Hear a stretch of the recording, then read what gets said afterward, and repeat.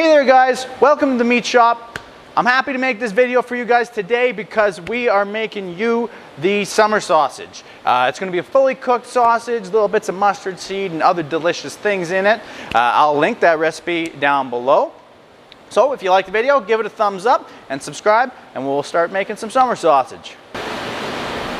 Okay there guys, so today it's summer sausage day. Summer sausage is a hugely popular sausage across North America, but I believe the origins of this sausage come from Europe. Actually, I don't believe, I'm pretty sure. The origins of the sausage come from Europe, Central Europe and whatnot. A long time ago, people would, well, actually probably currently still today, but the tradition stems from a long time ago. People would kill their fall animals, hunt their fall venison, and they'd get this sausage and they would take it through a fermentation process because summer sausage is usually done, traditionally done in a large diameter casing. Today we'll do 75 millimeter fibrous casings. And it would take months to dry out. So they would collect their animals in the fall, and when spring rolled around, the sausages would be ready to eat and they would eat them throughout the summer. So that's how the name summer sausage was derived, or that's at least how I understand how it was derived. So like I said, guys, they would do it to other animals. So sometimes you get a pork and beef blend. Really depends on where you're at. Sometimes it's all beef. Lots of places, butcher shops all across North America make great venison summer sausages. Venison works super good with summer sausage. Another kind of version or name for it is Jadgewurst. We make a lot of Jadgewurst, which we call hunter salami, here in the fall, which is pretty similar to this. But this is our summer sausage recipe. Today I'm using all beef. I really like a beef summer sausage. Like I said though, you can blend a little bit of pork in. I got this one's a little bit leaner fat ratio. It's got 15% fat. And it's mostly just trim. This guy doesn't have, it's not particularly top sirloin. It's not particularly chuck. It's just trim, this guy, with a 15% fat ratio. But you can use any of that other stuff so long as your window is kind of 30% fat on the max end and 10% fat on the minimum end. You don't want too much lower than that, otherwise it's kind of dry. So beef trim today is what I'm using, 15%.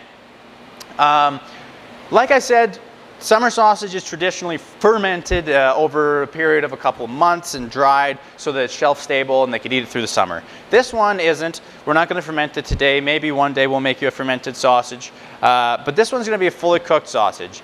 But it's going to have a little bit of that fermented tang because we are going to put beer in it and let it sit in the cooler for a couple days. And it kind of develops that tang flavor. You want to be using fresh meat for that since it's going to sit in the cooler for a couple days. And I will give you the summer sausage recipe. The fundamentals of a summer sausage is salt, black pepper, mustard, coriander, and garlic. In any combination. Sometimes you see garlic left out, sometimes you see coriander left out. But it's basically mustard, salt, pepper, and the combination of those other two. So in mine, we are going to use salt at 19 grams per kilogram, black pepper. Sometimes you can swap or not swap black pepper out, but I'm going to use a fine ground black pepper. But you can use coarse pepper or cracked pepper or whole pepper kernels. It gives it another visual element that looks really good along with the mustard seeds that will be in here. So it's black pepper at 4 grams per kilogram, coriander at 1.5 grams per kilogram.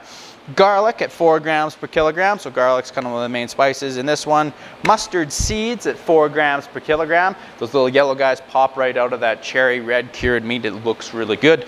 Sugar at 12 grams per kilogram because that sugar is going to kind of help. If you were making a fermented one, you would need sugar for the bacteria to feed on. The sugar in this one kind of balances out the salt and it kind of reacts in the beer with the beer in a way that creates that kind of tangy fermented flavor, even though it's not fermented. Then we're going to add beer at 20 milliliters per kilogram, sodium nitrite at 3 grams per kilogram, which gets you in that below 200 parts per million, which is the legal allowed amount. Sodium erythorbate, which is the cure accelerator, makes this thing just a little bit more acidic and cures faster. So you could smoke this the same day, but that would kind of counter effect our little beer addition. And then binder and water. Binder, I use a soy protein binder. What that does is it holds the meat and salt and spices and water all together during the cooking process and gives you a nice firm texture. It's better for sliceable products, and it helps retain the color a little bit under natural light, and UV light is what, sorry, that's not true. That's what sodium erythorbate does. The light preservation and stuff. The binder does help you slice and hold everything together better. Water, spices, meat, fat. So anyways, that's the recipe. Here's the spice mixture I mixed up ahead of time. This is 4 kilograms, 8.5 pounds roughly. Just under 9 pounds actually. Mix this in, you guys can see, I should bring this in because I like the way this one looks. See those little mustard seeds, and I suck with the camera. It smells really good, lots of pepper. Into our lean beef mixture.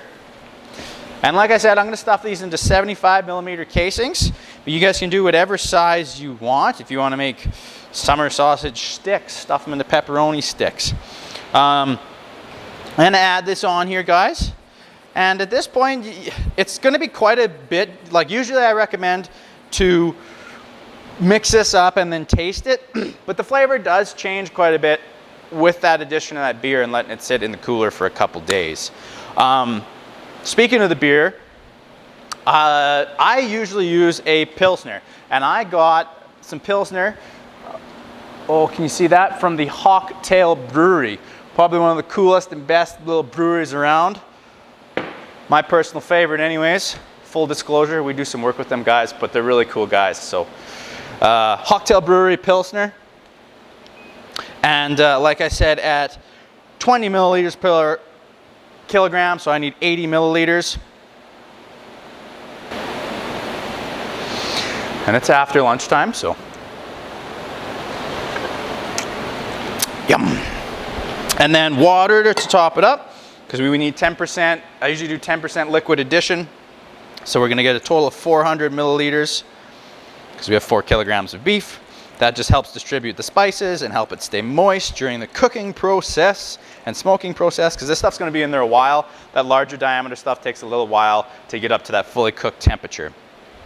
So we'll add that on, and like if you guys have seen the other videos, you're going to give it a real thorough toss around till all the spices are evenly distributed and it's all bound up really well. You've got some good protein extraction and it's getting real sticky. So I'll do that and then show you guys what you're looking for and stuff. All right there, guys, so I've been mixing for a while. This smells delicious, and I was thinking, you know what you could do is you could, before stuffing, you could pop this in the fridge for a couple days, let it do that, a little bit of kind of, it's not a real fermentation, but let that beer work in the meat for a couple days before stuffing, then fry it up, taste it, make sure you like it. But you want to mix it till it sticks to your fingers real good. And I also was going to mention, I've always thought, I've never done it, but to put something like a aged cheddar in here would be really good, or some sort of sharp cheese would be pretty good with the summer sausage, I thought. This version of summer sausage. So I just wanted to make that little note. And as always, we'll load the stuffer up, get a handful, and work it in and work out those air pockets. I'll fill this up, and then we will go through the stuffing process, which is pretty easy on these big diameter casings. Okay there, guys, so I got our 8.5 pounds, 4 kilograms of summer sausage stuffed in there. And like I said earlier in the video, I'm going to use a 75 millimeter fibrous casing. You don't have to use that size, whatever you guys got, you know, but it's good. This is a sandwich kind of style meat, so you do want to use a bigger diameter sausage casing that you can peel off. So if you have like a beef bung, you could use that, or if you had plastic bologna casings, you can use that. It's nicer if they're smoke permeable because you want that smoke flavor in there. I smoke with hickory. It really adds a nice flavor to it. So just something that's smoke permeable, big, and you can cut off. So like I've said in another video, guys, these ones are real easy to stuff. You just want to suck it to this pre-tied end here. Suck it up tight against the horn and give it a nice firm squeeze. and get it good and full. Nice and firm like you're choking it. And let it slide out of your hand slowly. You have to squeeze quite hard to break these guys, so don't worry about that too much. And leave yourself a little tail at the end. So you guys can see that there. Little tail at the end, because we'll tie these. If you guys have a hog ring or a sausage crimper, those work real good too. They're guaranteed to keep your sausage end from blowing apart, but I've never really had that problem, guys. You guys can just use string, which I'll show you, and they won't blow apart during the cooking process. Just a couple things to watch for. So again, choke her good and tight. Get her nice and firm and full. The reason, I guess I'd like to give you guys the reason why I do stuff. The reason why I get it so firm and full is during the smoking process. It's going to take about 6 hours to get these guys done.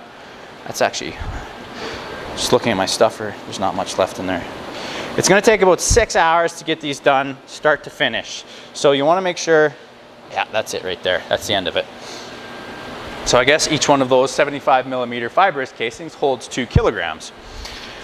The reason, get to the point, Duncan, the reason you want to keep those stuffed right full is because it's going to be about a 6-hour process to fully cook them. And if they're not full enough, they're really going to start to wrinkle. Sometimes they let out a little bit too much moisture if they're not stuffed right full. And so what I'll do is I'll just grab it. See that little bit of loose end there? I grab it by there. You guys are going to be able to see this. But I stand it up, push it down, make sure it's nice and firm. And with my other hand here, I'm just holding the end, and I give it a couple twists. And then that really kind of brings it together at the end there. And that's where you can tie. So I just grab my piece of butcher's string, and it's just a double knot, nothing fancy. And I kind of suck it up towards the sausage.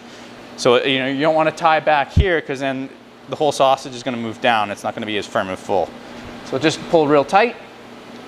Another knot, and tight again. And I think I could count on my hand the amount of these that have blown out the end with a double knot butcher string, and I've smoked thousands and thousands of pounds of summer sausage at this point. So again, just grab here, give it a good push down and a twist.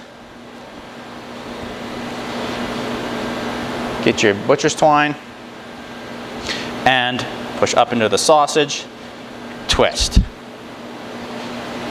Twist. Now there's some guys that do like the tie, and they do the half hitch all the way down the sausage and tie it off. That would look really cool for fermented sausages, but they're not really necessary for these because we're just going to cut them off. One thing I was going to mention, guys, if you are using hog crimps, make sure you don't crimp too aggressively, because you can cut this here, and as your sausage cooks, it's going to expand and blow out the end of your sausage casing. So don't crimp too aggressively, make sure there's no rips. But these guys are ready to stick on the smoke sticks and get into the smokehouse. Sorry guys, that last bit wasn't correct. These guys are now going to sit in the cooler in the refrigerator from kind of 3 to 5, but no more than 7 days, okay? So we'll put them in the fridge, 0 to 5 degrees Celsius for 3 to 5 days, no more than 7. Then we'll stick them in the smokehouse. Okay there guys, so I've pulled these summer sausages out of the smokehouse now.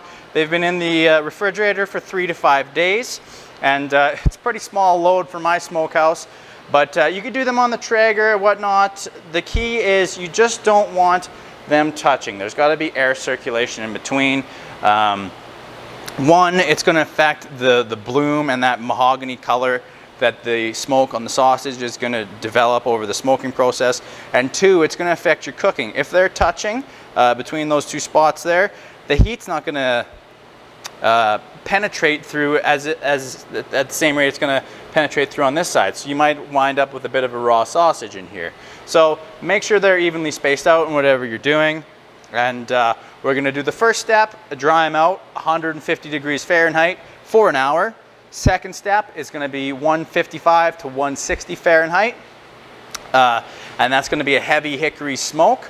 And then the final step, we're going to add a little bit of humidity and bump them up to 185, 190, and cook them until they hit an internal temperature of 160 degrees Fahrenheit, 71 degrees Celsius. So I'll start that process, guys, here, and I'll maybe come up check on them when the smoke is rolling.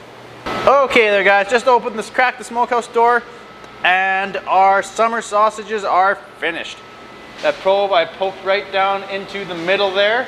So the internal temperature is 160 degrees Fahrenheit, 71 degrees Celsius. You see they got that nice, deep, dark, smoky color there. So I'm just gonna take these guys out of the smokehouse right now and pop them into a ice water bath and or a cold water shower. I'll show you guys that right now. Okay there, guys, so here is our summer sausages. Internal temperature 160. The reason you do this, the reason you give them a cold water splash or a cold ice bath is that their diameter is so big that they would continue to cook if you put them in the cooler right away. And they would kind of wrinkle up and you maybe lose some moisture and stuff. So this just kind of just shocks the outside of the sausage, which is maybe a couple degrees higher than that internal, and stops them from wrinkling up, stops weight loss, keeps them juicy, and just stops that cooking process. So that's why we do that. You don't want to leave them submerged because you will lose that nice mahogany color we spent a couple hours smoking for and getting. And yeah, I'll give these a nice cold water bath. If you had ice water, you could give them get that ready, have this thing full of ice water, drop them in there for about 2 minutes and pull them out. But I'll just kind of spray them with this cold water till they're submerged and leave them for about a minute, then pull them out. You can hang them back up, let them drip dry. That deep, dark, smoky color will come right back, and then I'll pop them in the cooler overnight, and we will slice into them tomorrow and have us a summer sausage snack. Couple days in the making, so I'm looking forward to it.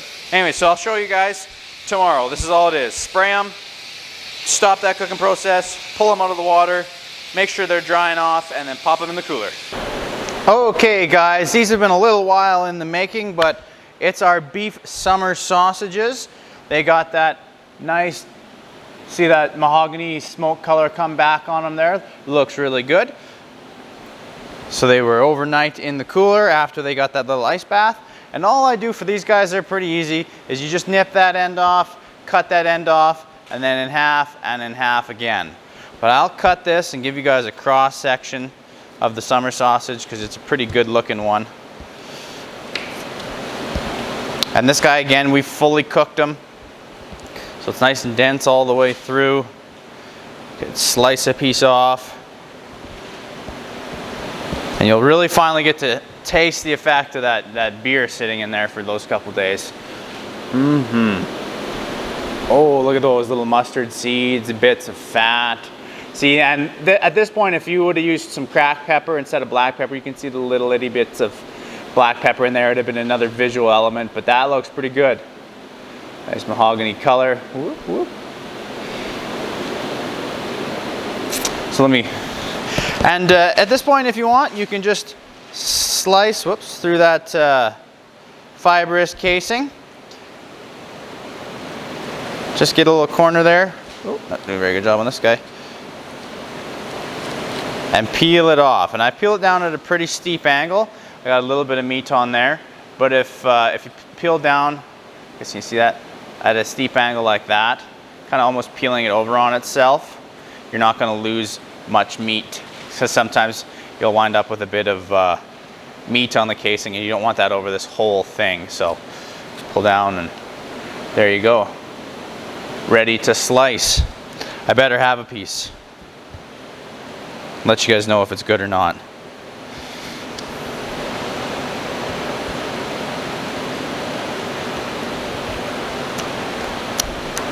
Actually, you guys better let me know if that's good or not. So guys, that's the beef summer sausage. Oh man, that's good. If you guys liked the video, give it a thumbs up and subscribe. for more tutorials like this. Enjoy the summer sausage, guys.